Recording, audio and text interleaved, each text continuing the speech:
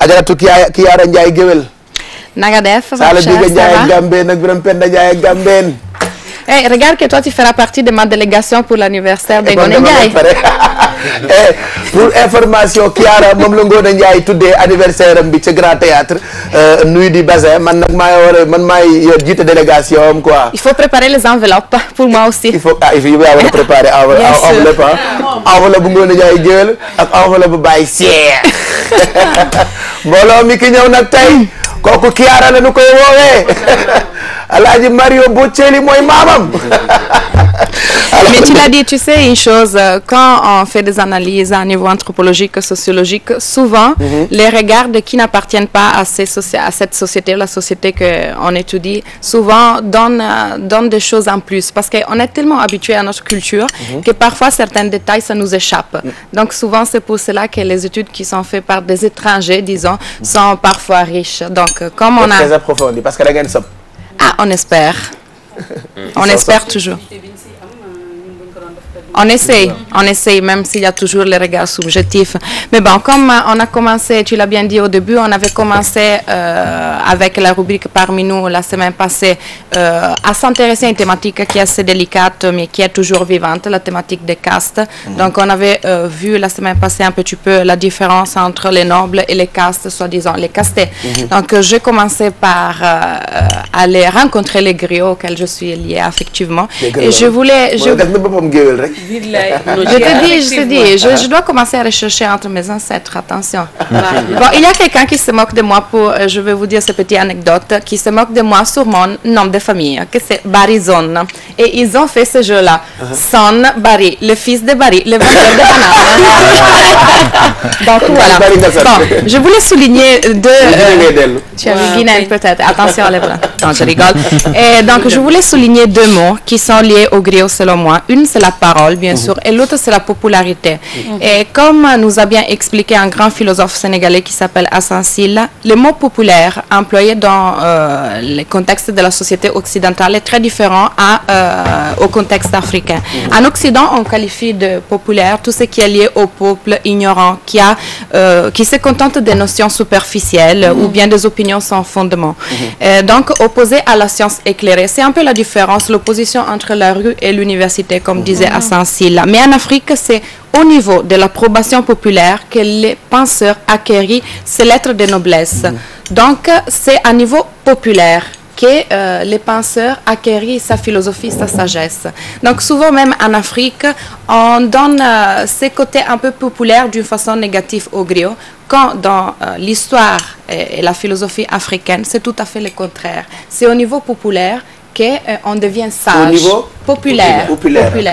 Parce que dans un contexte, dans une culture de l'oralité, on a bien dit, c'est la parole qui remplace l'œuvre écrite. Et les griots sont aujourd'hui justement les maîtres de la parole. Je suis partie à Parcelles rencontrer Magatte Gueye, un grand percussionniste griot qui habite en Hollande d'ailleurs. Et bon, je pense qu'on peut aller voir les reportages parce qu'après, vous allez bien rigoler. Attention.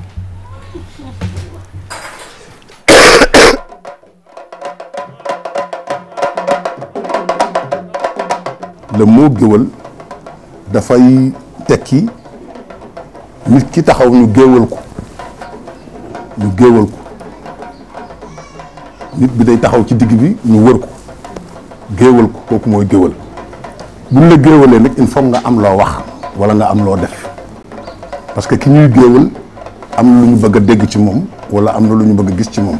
géwël dafa am importance fii ci Sénégal parce que ki cosaan ce sont des historiens yoo xam ni dañ doon fàttaliku li xewoon démb parce que tey ordinateur am na ñu ngi denc ci mémoire yi mais géwël yooyu ci moom la jóge parce que géwël daf daan denc ci xelam loo xam ne ëpp na téeméeri at soo ko laajee mu wax la ko wala ay maamam nettali ko mu dégg ko wax la ko yàlla moo leen may ñu am mémoire bu normal bu baax.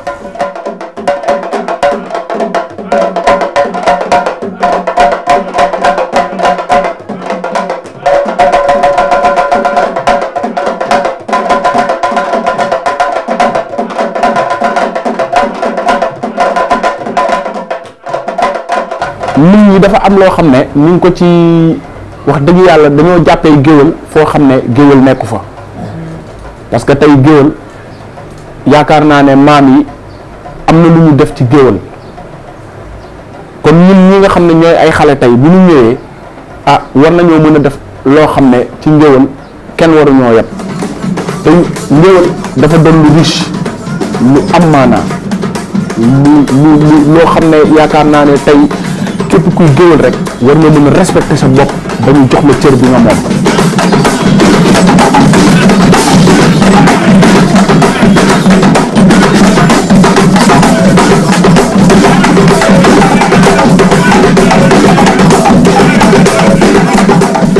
man dama naan benn géer gënuñu man loolu laay wax man géer bu ñëw sama kër li may sant nga may sant mooy programme yi may tëgg sabar nga ñëw sant ma dem tëggal la pare naa si loolu laa si xëj yow à part loolu bu ñu romante ci mbedd mi ça va salaamaaleykum séq jàmm parce que ay géwël lañ jàmm lañ xam jàmm la ñuy wut.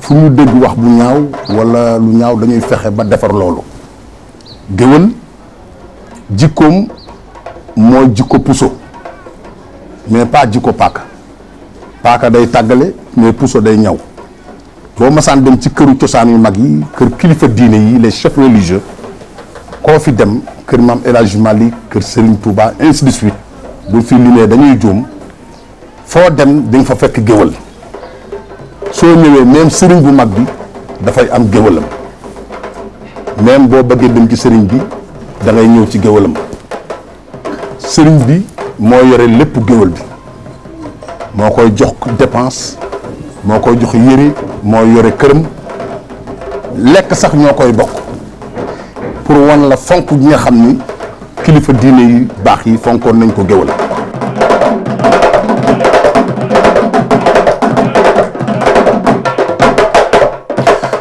ñoom sax ñooy géwël griot. L'ambiance griot on la reconnaît. Attention booy fecc da ngay mel ni kuy dëgg xal. Tu as vu? Non, déjà, je remercie en passant encore Maguette Gueye et son père qui nous ont accueillis dans leur maison à moi et Yao. On s'est vraiment amusé quand même et on a appris beaucoup de choses. Donc, pour retourner un petit peu au discours de la description de la caste des griots, on peut dire que donc c'est une caste sociale qui est en charge de garder vivante un petit peu la mémoire de la société. En fait, on peut dire que les griots sont la mémoire de l'humanité et c'est ce qui donne la valeur à cette caste. Et jusqu'à présent, c'est une tradition qui est assez vivante, même 7 siècles après son début. Parce qu'il faut dire que les griots ont ce début dans l'empire malinké, donc qui s'étendait à l'époque de ce qui est aujourd'hui le Sénégal jusqu'à Timbuktu et Gao au Mali pour arriver à toucher aussi une partie de l'actuelle Côte d'Ivoire. Et les griots, donc, c'était les conseillers de la cour, c'était les chanteurs, c'était des musiciens, c'était des conteurs. Et donc, voilà la valeur des griots dans l'histoire. Et c'était des bons travailleurs. Ouais, et surtout, c'était des médiateurs dans les conflits, jusqu'à présent d'ailleurs, dans les conflits familiaux et dans certains conflits qu'il y a à niveau social. Et le rôle des griots, c'était celui de montrer l'exemple quelque part. Donc, montrer l'exemple, n'est pas mentir surtout, et voilà, tenir un comportement exemplaire au sein de la société. Et je vous ai aussi cherché certaines citations concernant les griots. La première, c'est de Bakary Koïta, que c'est le trésorier de l'association des griots d'Abidjan, qui dit « Tu ne peux pas décider de devenir griot. » Ouais, mais il faut quand même aussi pas sortir, parce qu'on a vu que dans l'histoire, ça touchait aussi la Côte d'Ivoire. Hein. Donc, il disait « Tu ne peux pas décider de devenir griot. C'est un don. Être griot relève de l'art. Tu nais griot et tu dois l'entraîner sans cesse. » Ça, c'était Bakary Koïta. Et puis encore, on retourne avec un cinéaste sénégalais, Djibril Diop Mambéty, qui a fait un film très connu en 1973, Tukibuki. Et il dit, le griot est un porteur de messages à un moment précis. C'est un visionnaire, un chanteur et un visionnaire de l'avenir. C'est quelqu'un qui aussi, voilà, c'est un visionnaire. Et ce qui est important aussi de voir, pour retourner un peu à Maguette qu'on a rencontré. On a beaucoup discuté au sein de sa famille. On verra aussi la deuxième partie la semaine prochaine parce qu'on est allé un peu plus en profondeur concernant les problèmes de caste. Parce que je demande souvent si les personnes ont vécu sur leur peau cette stigmatisation pour le fait d'appartenir à des castes. Et il dit que oui, malheureusement, c'est vivant jusqu'à présent.